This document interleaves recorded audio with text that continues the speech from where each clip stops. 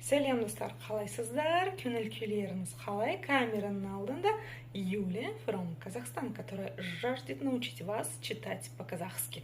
Так что, если вдруг вы собрались в Казахстан или по какой-то причине жили в Казахстане, но еще не научились читать, чтобы изучать казахский язык, давайте я вам помогу.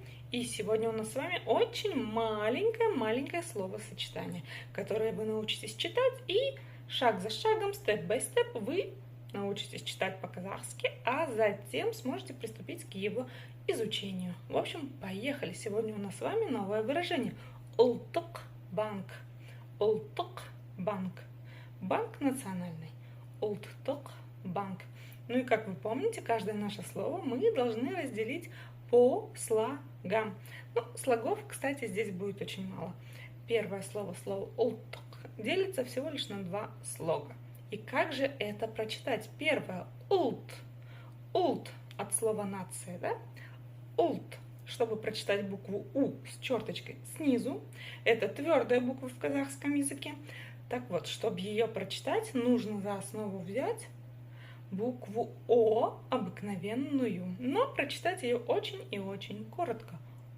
«О», «о», «о». О. Получается? Думаю, у вас все получается. Дальше идет слог «тк». Буква «ы», в отличие от русской версии, читается очень коротко. Ну а для того, чтобы прочитать букву «к» с хвостиком снизу, нужно просто отхаркнуться через букву «к» обыкновенную. И, как вы заметили, в казахском языке и буква «к» с хвостиком существует, и буква «к» обыкновенная. Просьба их не путать. Вот такие вот дела. Ұлттық, ұлттық, ұлттық. И ну и дальше слово банк, которое присутствует также и в русском языке, и в английском, только произносится по-другому. Я думаю, много где еще используется слово банк. Оно даже не русское, оно международное. Ну, в общем, дамы и господа, сегодня вы научились читать маленькое словосочетание.